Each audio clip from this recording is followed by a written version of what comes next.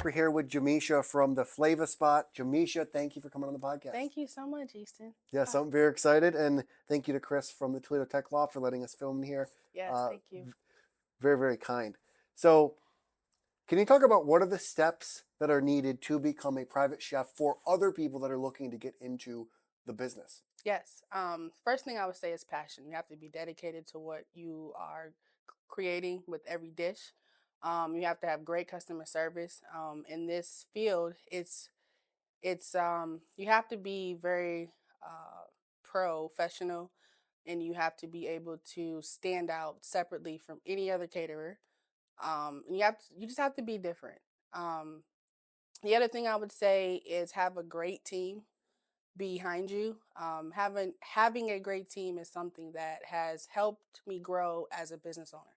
Also, being dedicated to what I push out has also helped me. Also, um, I am a very polite person. I always try to make sure every customer is happy with every dish that I've ever made for them.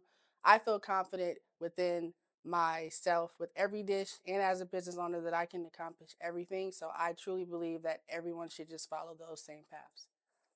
And when it comes to, you mentioned building a team, Mhm. could you kind of expand on what that means and why it's important? Um, every team member, I believe, should be passionate about what they are doing for their boss. Time management matters a lot. Also, just making sure that the company looks great at all times. And I also like to bounce off ideas with my team. Also, I am not the type of person to gatekeep. I always want to be able to try to help out or help others, or them help me. So yeah. Love it. And you bravely mentioned this, but can you talk about what makes you different as a private chef versus others in this industry? I believe what makes me different as a private chef and a caterer is that I use high quality ingredients with every dish that I have created. I also make sure that I am following the culinary requirements to keep food warm and things of that nature. I always try to make sure that every event is delicate, it's intimate, and just I just try to make sure that every customer is happy. That is my main goal because I want to be able to bring in. I want to be able to be hired by other clients and customers also. So I just try my best to just keep pushing with that. When a customer comes back to you and you do make them feel happy, Hmm. or they come back to you and they're more satisfied Hmm. with their service from you, how does that make you feel? It's awesome. Like it's a feeling that I can't really describe. Um, it's more of a feeling that I did this. Like this has my name on it, and my team also helped as well, which also helps me feel great. And it honestly keeps me motivated to just keep going, no matter if I have to stop for a month or two months. Around Christmas time and Yeah. around the holidays, things start to slow down. But I am still always thinking of ways that I can make things better. So in that time frame where things may be a little slow, I'm thinking, okay, what can I do in January, or what can I do in February? What can I do to keep other customers and other clients still happy, still telling me that I'm doing awesome, still telling me that I should maybe keep pushing this certain catering thing or this certain private chef thing. I just it feels great. It does. And can you kind of walk us through what the process is like when someone wants to hire you, Hmm. they want to order food. Hmm. You're obviously doing things on the back end to get that ready, to Hmm. make sure that it tastes good, that it looks good. Can you kind of expand on what that process is like from when someone hires you to then them getting their food? Okay. So the first thing that I do is I ask the client what they are looking for. And as soon as they tell me, I'm already visualizing in my head how I want the catering event to look like. Then once I get that down, I figure out how I'm going to shop for everything. Okay, am I going to go to this store or that store or maybe another farmer's market? I do try to shop local. So that is something that I focus on mainly. And then once I get through that process, I am, getting my team together like, hey, we have this event coming up. We have to do X, Y, and Z by this, this date and this time. Then the day of the event, I'm pushing. From the time I wake up to the time the event is over, I'm pushing. Making sure that everything goes smoothly. I make sure that, like on my Apple Watch, I time every single thing. If the chicken needs to stay in for 30 minutes, I'm timing it so I don't mess up anything. And my team and myself, we look great at all times. You mentioned something interesting, the fact that you'll go shopping for your clients not only at a grocery store but a farmer's market. Hmm. Why do you give this option of like a big grocery store versus going and shopping local? I like shopping at farmers markets because I can select what I would like mo- mainly. I also like the fact that I can interact with the person that Yeah. is the farmer's seller. I like to be able to have that personal connection with them. And I also like to promote my business too and say, hey, I am a private chef. I would love to be able to work with you for future events. Maybe we can work something out. I really love to be able to connect with anyone. So that is why I like shopping local and small. And what is your favorite dish that you have cooked for a client so far? My Parmesan-Crusted Lamb Chops. I love my lamb chops. They're so good. They are so tender and flavorful. The Flava Spot. They are amazing. I actually had them at Longhorn for the first time, and I Okay. was like, I can make this better. So I just started practicing it, and then I sold them about a couple months ago, and I sold out every time. Wow. And I also made mac macaroni and cheese with that, mashed potatoes, broccoli, and asparagus that customers can choose as sides. So you'll take what other restaurants serve or what things you might see on TV and you use that as an inspiration for Hmm. the things you cook? Yeah. I also make Marry Me chicken. I have made chicken piccata, braised short ribs, lobster tails, homemade meatballs. I've made spicy chicken pasta. I've made a lot of things, and I love to be able to share that with others. And what is one dish that you have not made that you really want to? Beef Wellington. Why? It just looks amazing to make. Now, I am not a fan of mushrooms, so I've been trying to figure out a way that I could make that to where we can omit the mushrooms. I don't like mushrooms, but it's not about me. But I have to feel confident with that dish in order to serve it to somebody else. But beef Wellington is something I've always wanted to learn how to make. And for the people that are out there that are looking to get into cooking, Hmm. that are looking to get into cooking at home, what is some quick tips or advice that you would give them to start that process? The first tip is make sure you are using good ingredients and make sure that what you are using is up to the date that it should be. Don't use anything that's past the expiration date. Make sure you're practicing to not spread bacteria in any way, shape, or form. Make sure you're wearing gloves. If you're cooking for others, make sure you are wearing a hat, wearing clean clothes, making sure that you're just doing what you are supposed to do so no one gets sick. As far as when you're cooking, I say just go with love. Go with love, man. You gotta just keep pushing with love when it comes to making food because if you are passionate about it, you can taste that. If you can also tell if someone is rushing something. One thing that I have learned by working at the country club and other jobs is that everything tastes better with time. Everything tastes better with love. And when you put those two things together, you would create an awesome dish.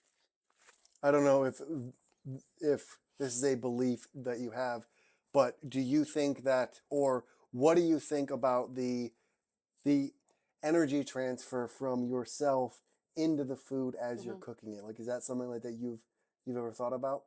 Yes. I just always try to stay positive because when you are catering, it's a very high stress moment. And I work well under pressure in that sense.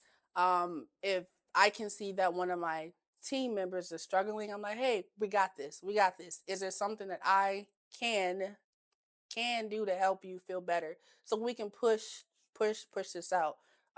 When I worked at the country club and I was a lead line cook, I used to have people that worked underneath me that would get stressed out. I would just walk over to them and say, "Hey, we got this. I know we got this large order, but we can push it out. And if we mess up, we can go out and say sorry to the customer, and we can make it right." As a business owner, you always have to make things right if you are wrong, because that's how you keep the customer happy. Yes, you do. Hmm. And customers appreciate when you are honest, blunt. Even if you make a mistake, Hmm. they will respect you more If you're for honest. coming up and being like, hey, I messed up. Let me fix it for you Yes. versus hiding it. Yes. You were also born a premature baby like Yes. myself. Yes. Can you kind of talk about your journey as a premature baby? Well, okay, I was born February 18th, 1994. I was not supposed to be born until June. So you can understand how far apart that I was supposed to be born. Um, if I remember correctly, the doctors told my mom that they would try to save me, but I have to breathe on my own for I think 24 hours. And once I was able to do that, they saved me. And I have had a lot of surgeries, I believe three, and I'm just glad to be here. I kept pushing and I'm still pushing. I had back surgery in 2006. I had scoliosis. Um, when I was a baby, when I was first born, I could not breathe or eat on my own. That's why I have this scar here. And then I have a scar on my chest from the doctors trying to help me breathe.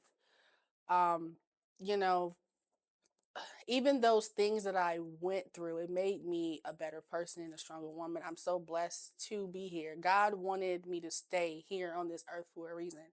And that is one reason why I keep pushing, because I have God and I have people in the world that love me and cherish me. And I'm just so glad to be here. So, yeah, It sounds like you are almost grateful I'm very grateful. for those negative situations, if Hmm. you want to call it a negative Yes. situation. And I'm grateful that the doctors saved me Yeah. because, yeah, pretty great. And what is one thing through all that experience as a premature baby? What has that taught you about yourself? That no matter what obstacles come into your life, if God wants it to happen, it will happen. And you will learn as you get older that things may happen to you that you don't like, but if you just keep pushing and believing within you and within your heart, that everything will be okay. So that's all. Love it. Yeah. I think it's a very inspiring story. I mean, you went through a lot more than I went through, and I went through a lot. Hmm. So seeing you here, still being happy, still enjoying life, you could have Yes. very much got very depressed, played the victim, Hmm. said my life sucked, but you're not. You're out here starting a business. Hmm. You're out here still taking risks. You're out here moving through life with positivity. What I know you mentioned God, but what else besides God has inspired you to keep going even though life has been not the best? Yeah. I would say having positive people around me. Um, there has been times where I have been down, thought that things were not going to work out, but I've always had people that tell me, "You got this. You can keep on pushing," and things of that nature. I wear this necklace because of my brother. He passed away last year on Mother's Day due to suicide, and he was one of the positive people that I had in my life. I still have him every day. I feel him within me every day. He actually helped me cater my first event, and so whenever I have one, I always think of him all the time. And so, like I said, just having positive people around you, and believing within you that regardless of what happens, you still can make it. So you would say your brother almost is your inspiration for Oh, yes. the Flava Spot. Yes, yes. I remember when I called him and told him I had an event and I was stressed out. I'm like, I've never done this before. I need help. And he was like, I got you, sis. I got you. And it's funny now I can joke about it, but he totally messed up. He really didn't know what he was doing, but I loved him for that, and I appreciated him for stepping up because he did not have to, and I knew that he had a busy life, and that was a moment that I will always cherish with him. And just through obviously a lot of personal struggles, a lot of struggles with loss of family Hmm. members. What is one thing through all of this journey of, I would say, suffering, Hmm. that, like, what's that one piece of advice that you've learned just about life in general through all that suffering? Um, and that's a good question.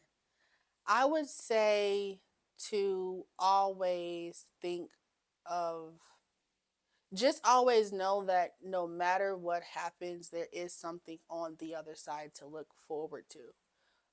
Have you? I'm pretty sure you have heard of the saying, "There is a light at the end Yes. of the tunnel."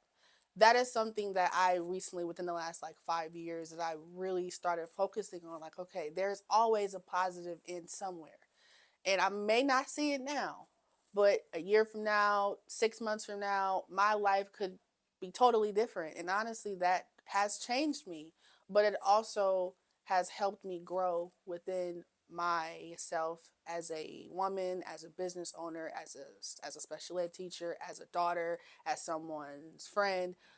Just always try to be there for anyone, no matter how difficult that it may be. Always, just always try to be that person that someone can always lean on, because you just never know what the other person is going through. And I've realized most people are lonely. Yes. Most people don't have anyone to talk to. Most Hmm. people don't have a lot of people that care for them. Hmm. So I think definitely moving through life in that manner is important. Yes. I have two more questions for you. Okay. If you could have dinner with two people, one person from the past Hmm. and one person from the present, Hmm. who would it be and why? I would have dinner with my brother, obviously. I would love to know how he is doing up in heaven. And someone from the present, Gordon Ramsay. Okay, yes. I love Gordon Ramsay. He can be a butthead sometimes, but learning, I watch a lot of his videos. So I actually watched one his famous lamb chop video. When I had watched that, I'm like, huh, that's a different way to cook lamb. Also, how he makes eggs is different. Like he scrambles them in a pot, Interesting. and then he takes it off the eye, and he puts it back on, and it's different. I'm like, oh, I never thought to make eggs that way. So yeah, he would definitely be someone that I would love to learn from, even in that short time frame. I would love any tips that he could give me. Um, even if he was to give me a slight little road map that he went down to become the person that he is today, I would love to be able to learn that Love it. without the cussing at me though. That's what makes it fun though, right? Hanging Yeah, out with yeah, him. a little bit, yeah. One more question for you. Okay. Why did you decide to partner with us and offer the discounts? So why I decided to partner with you guys is I felt the passion within you when I was talking to you about what I was looking for, and you seem very passionate about it and helping others. And then it made me think I want to be able to help others also. So if I can offer a discount, whether it's 5%, 8%, whatever it may be, um, my discounts will help others as far as booking, because sometimes people may say, your price is a little too high. Okay, well maybe we can work something Yep. out. So that is why I wanted to partner with you guys. Thank you for trusting us. We Yeah, appreciate you very much. Those are the questions I have for you. thank you. How can people find you? And what is one thing you want to leave people with? How you can find us on the Flava Spot on Instagram, Facebook, and TikTok. We also have a website, www.theflavaspot.com. So that is how you can find us here. What was the next question? Uh, what do you want to leave people with? And I know Um, you have a gem in there somewhere. I do. I do. I want to leave people with that: forget what the haters say. Forget what anybody has to say, really. Live your life the way that you want to. Move in the way that you want to move. No matter what you do in life, somebody's going to talk about you. Somebody's going to have something to say. Someone's just always going to have something negative. You have to block that out and focus on the positives and what you can do to im, it, improve every day. That's all. I love it. Well, thank you so much for coming out. I appreciate it. Thank you so much.